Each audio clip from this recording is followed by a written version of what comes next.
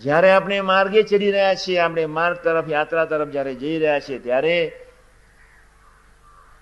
આપણે બધાએ જ આપનો સંસારિક સ્વધર્મ અને આધ્યાત્મિક સ્વધર્મ બંનેને વ્યવસ્થિત રીતે સાચવવાના છે. એટલે યુવકોની પહેલી ફરજ એ છે. હમણાં 500 છોકરાઓ સોખડાની ધરતી પર રાજકોટની કોલેજમાંથી આવ્યા હતા. મારો એક સામાન્ય ખખડાવાનો સ્વભાવ તો છે જ. બધાને થોડો આનંદ બી કરાયો. બધાને એટલો જ પ્રશ્ન પૂછું, બન્યા પછી શું?